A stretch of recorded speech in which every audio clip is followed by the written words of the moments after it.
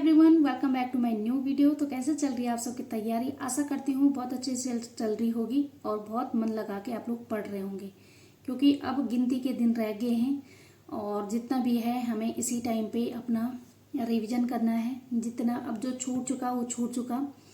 काफ़ी सारे कमेंट आए थे परसों की वीडियो पे जिनका मैं रिप्लाई नहीं दे पाई, उसके लिए मैं माफ़ी चाहती हूँ। उसका बहुत बड़ा रीज़न था, कभी कभी परिस्थितियाँ ऐसी होती हैं कि हमें उनसे जूझना पड़ता है।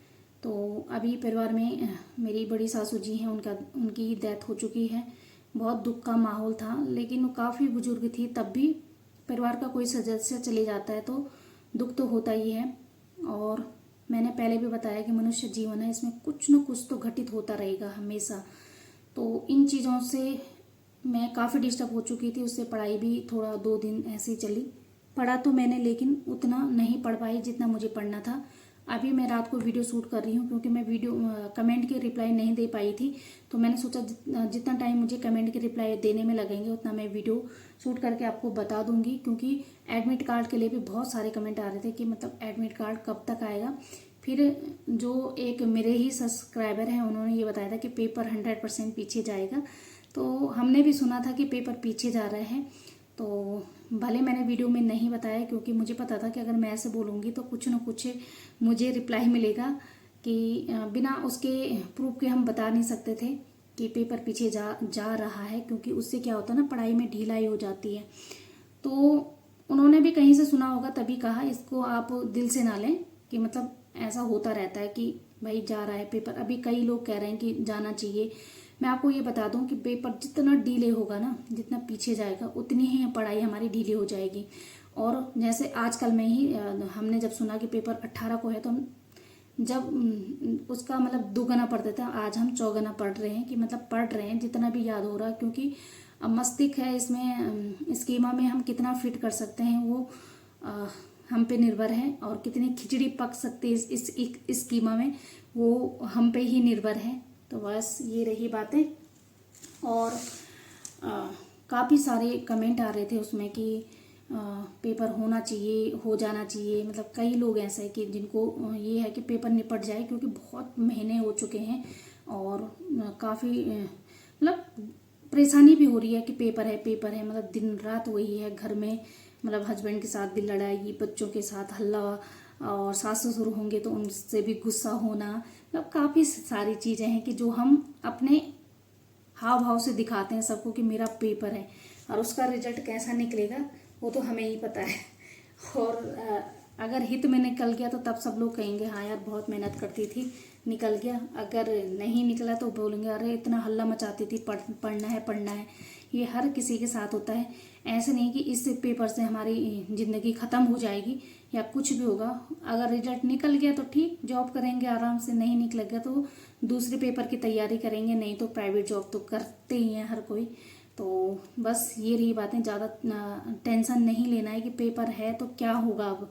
क्योंकि जो ये सिलेबस चेंज हुआ ना, ये सबके लिए हुआ था। ये ऐसा नहीं कि सिर्फ मैं सोचूंगी यार मेरे लिए हो रखा है, मैं पढ़ाई नहीं कर पाई। ये सबके लिए हो रखा है। और हाँ, कई लोग ऐसे हैं कि उन्होंने कवर कर लिया बहुत जल्दी, क्योंकि होता ही है। आपने इतनी साइकोलॉजी तो पढ़ी है कि हर बच्चा भिन्न भिन्न प्रकार का होता है, तो उनकी बुद्धि भी अलग अलग प्रकार की होती है। तो मतलब मैं ज्ञान नहीं देना चाह रही हूँ, मतलब बता रही हूँ। कई लोग बोल रहे हैं कि क्या ये हमें पता नहीं, आप ज्ञान क्यों दे रहे हैं? तो भाई मैं आपको हाथ जोड़ के आपसे निवेदन कर रही हूँ कि आप लोग मेरे चैनल पे मत आओ। मैं पहले भी बता रही हूँ यार, प्लीज़। पेपर होने वाला है, मुझे टेंशन होती है ऐसे कमेंटों से। तो प्लीज़ आप लोग मत आना। मैं किसी को बुला नहीं रही हूँ अपने चैनल पे। मैं सिर्फ एक बात रखती हूँ, जैसे कई लोगों को पता ही नहीं था कि ऑफिस डेट ऑफिशियल हो चुकी है कि मतलब 18 को ही पेपर होगा। मेरी ही वीडियो के माध्यम से कई लोगों को पता चला इस बात का। मुझे खुशी मिलती है कि मैं किसी को कुछ बता पाती हूँ, बस यही है। बाकी इतना कुछ है नहीं कि मैं अपने नोट्स ही किसी को दे रही हूँ या अपनी किताबें लोगों को दे रही हूँ। ऐसा मैंने कुछ भी नहीं किया है, जितना हो पाए मेरे से। और कम्युनिटी में मैं जो भी पोस्ट डालती हूँ, प्लीज़ आप लोग, आपने मेरा एक समान कार्य के लिए समान वेतन वाला सही करवाया, आपके लिए बहुत दिल से धन्यवाद जिन्होंने भी सही किया था। क्योंकि मैंने अपने नोट में वही लिखा है कि 38D, तो 39 है अब मैं कभी नहीं भूलूंगी। अगर मैं भूल भी जाती ना तो अब कभी नहीं भूलूंगी। अगर आ गया पेपर में तो मैं आप लोगों का मतलब दिल से धन्यवाद करूंगी। क्या पता उसी क्वेश्चन से मेरा सिलेक्शन हो जाए, होता है, क्योंकि एक नंबर आधा नंबर बहुत मायने रखती है वहाँ पे। तो बस ये है। और बाकी कई लोग डीएलएड वाले भी थे, बहुत ज़्यादा परेशान हो रहे थे तो कि हमें जो बाहर से बीएड डीएलएड किया है उन्होंने, तो वो उनके लिए नहीं है। मूल निवास प्रमाण पत्र उत्तराखंड का होना चाहिए और एम्प्लॉयमेंट ऑफिस में आपका नाम होना चाहिए, तो उससे कुछ ही नहीं था वो ऐसा। आपने डीएलएड कहीं से भी किया होगा। लेकिन जो बच्चों का फाइनल ईयर में थे जो, तो उन्होंने मतलब अपील करी थी कि हमें भी डीएलएड में फॉर्म फिल करने के लिए मौका दिया जाना चाहिए, तो उनके लिए मौका दिया था। बाकी उसमें क्या हुआ कि उत्तराखंड वालों को ही मौका दिया गया था, जो जिन्होंने डाइट से किया होगा। तो उसमें क्या था कि कई लोगों ने बाहर से कर लिया था, तो उनके लिए है वो कि उनका फॉर्म रिजेक्ट हो चुका है। तो ऐसा कुछ नहीं कि बाकी लोगों का हुआ है। आप बिल्कुल डरना मत, सबका सिलेक्शन हो जाएगा प्राइमरी वालों का। तो ऐसे ही होता है, जब टाइम से सही निर्णय नहीं लेते हैं तो उसका हर किसी को पछतावा होता है। हमें भी होता है कि हमने क्यों प्राइमरी का नहीं किया होगा। हमने तो सीटेट भी निकाला है फर्स्ट, पर क्या करें, हमें नहीं पता था बीएड वालों को बाहर कर लेंगे, नहीं तो हम डीएलएड भी कर लेते। चलो छोड़ो, बीती बातों पे क्या बात करनी है। और बाकी कई कह रहे हैं कि 2 एलटी के लिए, तो जिन्होंने सीटेट निकाल दिया वो आज ही से अपनी एलटी की तैयारी कर लो, क्योंकि सिलेबस तो चेंज होना नहीं है। और मुझे नहीं लगता कि सिलेबस चेंज होगा, क्योंकि कम से कम 2-3 पेपर तो होते हैं तब जाके सिलेबस चेंज होता है। तो आप लोग आज ही से अपनी तैयारी करो। और हमारा दुर्भाग्य है कि प्रवक्ता में इतने ज़्यादा गेस्ट टीचर लग रहे हैं क्यों, जो नहीं लगने चाहिए थे। ये अब क्या करें, इन मुद्दों पे हम बात नहीं कर सकते हैं। और सबसे बड़ी बात थी कि एडमिट कार्ड कब तक आएंगे, तो मुझे लग रहा है कि वो एडमिट कार्ड 8 तारीख के बाद ही आ पाएंगे, क्योंकि उसका नतीजा भी आना है। तो उसके बाद ही जब उनके हित में फैसला आ जाएगा, तो क्योंकि फॉर्म तो फिल हो गए हैं ऐसा हमें पता चला है, तो अगर उनके हित में आ जाता है तो उसके बाद ही मुझे लग रहा है कि एडमिट कार्ड आएंगे 10 तारीख तक। मुझे ऐसा लगता है कि 10 तक आ ही जाएंगे, 10 या 12 ऐसे ही कुछ होगा। तो अभी भी कई लोग कह रहे हैं कि नहीं पेपर पीछे जाएगा। आप इस चीज़ को छोड़ दो कि पेपर पीछे जाएगा। आप लोग ये सोचो कि हम कितना पढ़ सकते हैं इस टाइम पे। जाएगा तो ठीक, नहीं जाएगा तो अपनी पढ़ाई करो। आप ये मत सोचो कि पेपर कितना पीछे जाएगा और क्या होगा। और जगह जगह यूट्यूब चैनल को सर्च मत करो कि कोई कुछ बता दे कि पेपर पीछे होगा। मैंने देखा है कि कई सारे लोग ऐसा करते भी हैं। और बाकी जिन लोगों को मैं फॉलो करती हूँ, आपके कमेंट वहाँ भी रहते हैं, तो मैं देखती हूँ कि ये यहाँ भी हैं, तो तब ये लगता है कि भाई बच्चे कितने परेशान हैं, मतलब सब लोग कितने परेशान हैं। अगर हम ऐसे टेंशन भरे माहौल में पेपर देने जाएंगे तो कैसे होगा। हमें फ्री माइंड होके जाना पड़ेगा। अब हम जितना पढ़ लिया हमने, बस उसी को रिवाइज करना है। जैसे मैंने रीजनिंग में मेरी जो सर ने वीडियो कराई है लास्ट वाली, वो छूट चुकी है, तो मैं करना भी नहीं चाह रही हूँ उसको, क्योंकि मुझे वो आते भी नहीं है। मतलब मैथ्स में इतनी कमज़ोर हूँ ना, मुझे वो बिल्कुल भी नहीं आ रहे हैं। मैंने देखा था वीडियो तो नहीं आ रहे थे, मैंने सोचा छोड़ो रहने दो। अगर ये यहाँ से एक क्वेश्चन बन भी गया तो कोई बात नहीं, मैं छोड़ दूंगी उसको। और प्रयोजनमूलक हिंदी के लिए मैंने 1-2 वीडियो देखी हैं, सिर्फ वीडियो देखी है मैंने यूट्यूब पे। और उसके लिए क्योंकि मेरे पास जो ये बुक भी थी तो उसमें कुछ ज़्यादा है नहीं, मतलब मैंने जितना भी है उसमें वो तो वो पढ़ रखा है, लेकिन उतना है नहीं, क्योंकि क्वेश्चन आंसर बने ही नहीं है। और हमें इतना हम दिमाग तो है नहीं, मेरे पे तो नहीं है इतना दिमाग कि मैं क्वेश्चन बना पाऊँ उससे। तो बाकी ये रहा। और बाकी मैंने जो सर की वीडियो जितना भी कोर्स कराया था फर्स्ट वाला, उसको दोबारा से देख लिया है। और मैं अब तीसरी बार खुद से रिवीजन करूंगी। ये रह गया है हिंदी में जो व्याकरण है उनको एक एक नज़र देख लूँगी। और बाकी जो साइकोलॉजी में सेकंड यूनिट है उसमें जो ये शॉर्ट्स नोट्स हैं धीर सिंह धाबाई वाली किताब में, तो उनको देख रही हूँ मैं अभी। बाकी एक एक कवि की फटाफट से रिवीजन कर लूँगी जो भी मैंने पढ़ा है। और मुझे लगता है कि फैक्ट वाले क्वेश्चन ज़्यादा आएंगे, तो आप लोग देख लेना क्या अभी आपको छोड़ना है और क्या आपको पढ़ना है। मैंने वैसे बता भी दिया है कि मैंने वो चीज़ छोड़ दी है रीजनिंग में, क्योंकि अब जो नहीं आ रहा है उस पर ज़्यादा दिमाग लगाऊंगी तो सारा पेपर ही ख़राब हो जाएगा।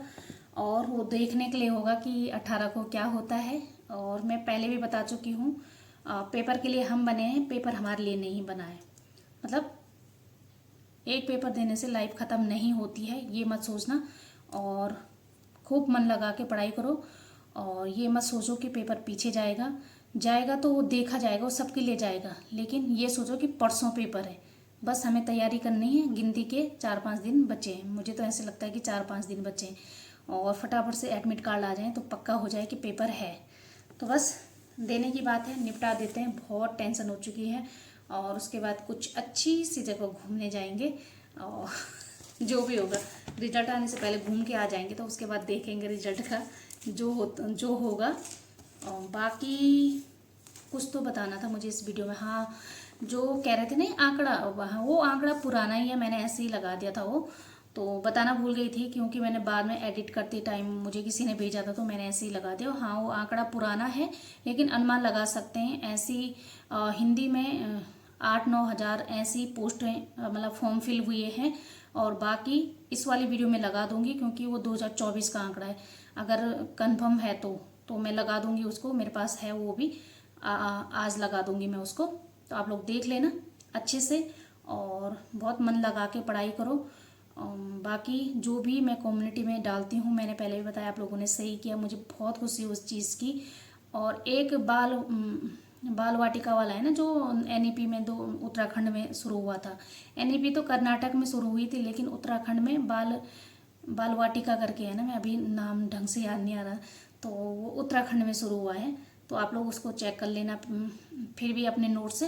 तो बस मिलती हूँ आपको ऐसी ही कुछ दूसरी वीडियो के साथ, और क्योंकि पेपर जाने से पहले एक वीडियो मैं और बनाऊंगी, बात करूंगी आपसे कि आपने क्या क्या तैयारी करी है, और मैं क्या क्या तैयारी मेरी छूट चुकी है, क्या क्या हुआ, क्या क्या नहीं हुआ, पेपर कैसे देंगे, क्या होगा, जो भी माहौल रहेगा। और उसके बाद पेपर देने के बाद मिलेंगे आपको, ठीक है।